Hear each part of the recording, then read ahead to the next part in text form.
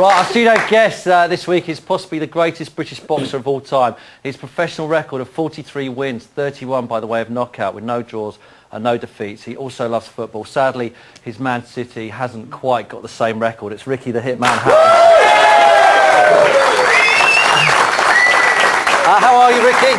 I'm all right, mate. Good. All right, we'll talk football later. Let's start with your day job. You beat Jose Luis Castillo in Vegas. That was back a couple of weeks ago. How are you feeling now? Are you all patched up? All patched up. I wish every fight was as well. It wasn't easy, but I wish every fight ended a little bit earlier than that. Normally, I'm known for getting cut to shreds. So that was, relatively easy night really. But it should have been one of my toughest ones. He was one of the pound-for-pound best. So. Did that punch feel special when you hit it? The body blow? It did, yeah. The minute it landed, I thought he's not getting up from that. The minute it landed, I thought he's not getting.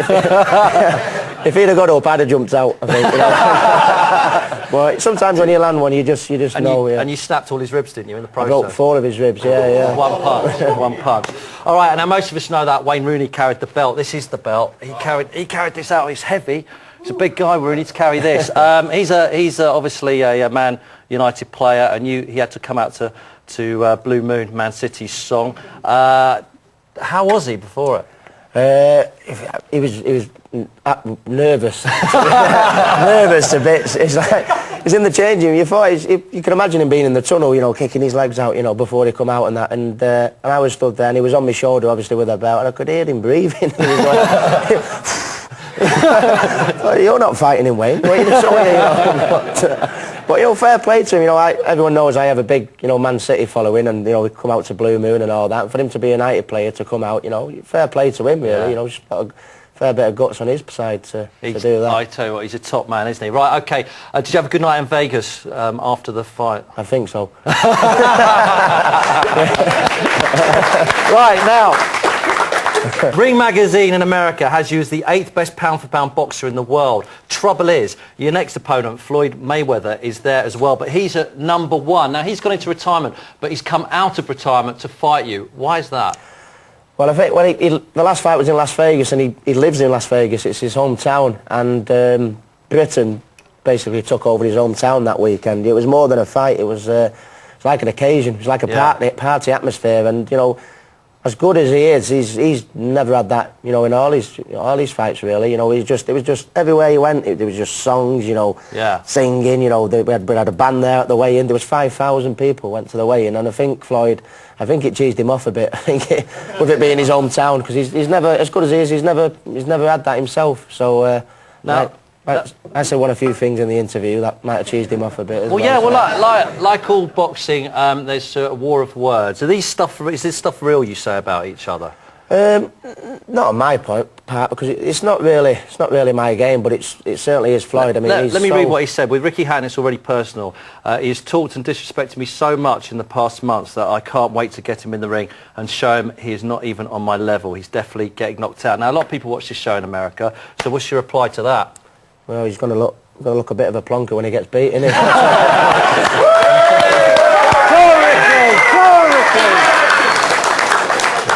Well, he's quite quick though, isn't he? What are you going to do? He's very quick, and regardless... He doesn't do that, but, But, regardless of what you think of him as a person, I think sometimes he lets himself down in that department. He says I disrespect him, but he's been disrespecting me for years, so... Right. But... no, it's nothing personal, on my part. He says that about everybody, really. But, no, you always want to prove yourself against the best. He's the best pound-for-pound fighter in the world, so, can't wait. It's going to be a great fight. I can't wait. OK, Ricky, if I was to say I was going to unload you in the wheelhouse, what would you say? I don't even know what you meant. I thought you were going to ask me in the car park. Right. If, like me, you haven't got a clue what that means, you need to get yourselves educated. Here's another valuable lesson in US commentator speak. Hey, mate, can you just take that off for us? Sure. You're totally awesome, dude. Thanks. I was talking to the hitman, dweeb.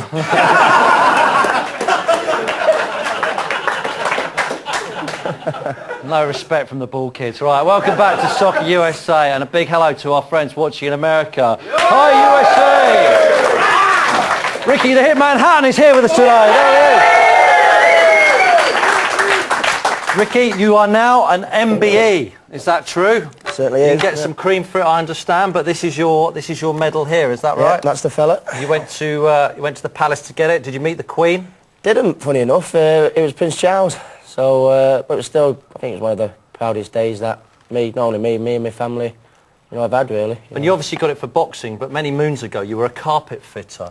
When you were fitting carpets, did you ever think that you were going to get an MBE? I certainly would have got one for fitting carpets. I'm just happy to have 10 fingers still. Well, you did it for your dad, didn't you, carpet fitting? Yeah. And we actually spoke to your dad, Ray, this week and asked him about you and fitting carpets. This is what he said.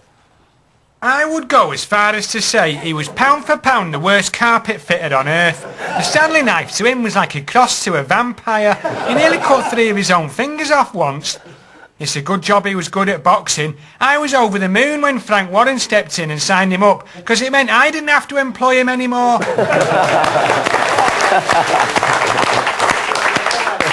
You've always got a tray to go back on, though, haven't you? Yeah, I suppose so. Ricky, they love their advertising over in America, don't they? We all know that. And even in the middle of matches, they like a bit of an advert. Here's an ad with a made-up word at the end of it. Brilliant.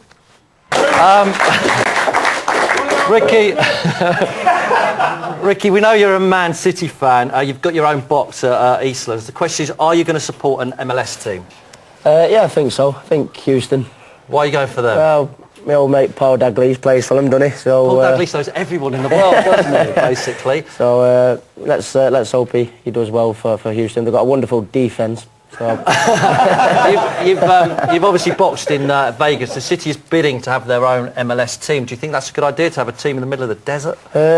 Not really. It's rather hot to say the least. Well, I saw a tree chasing a dog when I was over there. It was absolutely roasting. But who knows? Now, Man City, you've bought a whole load of players no one's ever heard of this season so far. What do you think about City this season? I think they're going to do well. I think they've got a good manager, high-profile manager. And he gets a bit of stick from some quarters, but he's always done well wherever he's gone. He even did well, for England, didn't he? But just the World Cup was a bit of a downside. But I think he'll do well. And I was at the Valencia friendly last weekend, and the players, bearing in mind they've only been together probably a week, they seemed to gel pretty well, and they looked okay. So pretty optimistic. Okay, well, let's talk about your shorts a second, because you obviously box in Man City flavoured shorts. There they are. They're the blue of Man City. Now, when you box in America, clearly they don't know this is Man City, or do they know that you're? They have, because I've had like 3 fights there now, so they've got used to the team that I support really. But they always mention, they go, everybody knows Manchester United, but Ricky's a Manchester City fan, and it doesn't half do me head in. But they're getting used to it, I suppose. So do they like football? Do they watch football out there? Do any of the American? They do. Well, when I was over there, apart from the American league, they have I think it's the Fox Sports channel. They have the Premiership on practically every day over there. I think it's getting bigger and bigger as it goes on. Probably more so now, obviously. David Beckham's gone over there, but no, I think soccer is quite getting really, really popular in the States, yeah. Okay. All right, time to hear from David Beckham then. Here's what he had to say after the Toronto game. Ricky, you love America, don't you? You love going out there. Yeah, I love it. Even before I fought out there, I was always going over, watching all the big fights and that. Can't beat it, especially Las Vegas. What do you love about America? What is that? I don't know, just like the way it is, just like the the people. It's all this. I know it's a bit of flannel, but we all like a bit of flannel every now and again. Don't we have a nice day? And your case, it's just seem probably a little bit more politer than sometimes. You know what they are? They're enthusiastic, aren't they? Yeah. And what we're noticing doing the Major League Soccer is their enthusiasm for it is phenomenal, and their analysis and things like that. I mean, that's what we're really their enthusiasm. It's just, and from my point of view, they seem to have took to me because there's a lot of fighters over there that.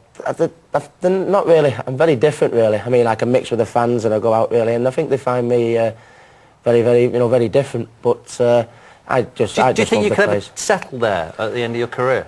Possibility, because I'd like to be. I'm getting quite popular in the States as well as being, quite popular over here. So I want to be a trainer and a manager, after I finish fighting myself, So know, meeting people every time I go over, different people. So, you know, you never know, you know. All right, well, they like to, as we just mentioned, they like to do things differently over there. And when they introduce the lineup, sometimes they get the teams to actually introduce themselves. Here are the Wizards. They should get Man City to definitely do that, and they could introduce themselves so we actually know who the hell your players are next season. Only Sven knows them, and he's only seen them on video. All right, let's push your luck. Right, here's more from the man himself, David Beckham. That's it for another week. Thanks to Ricky the Hitman Hatton. We'll be back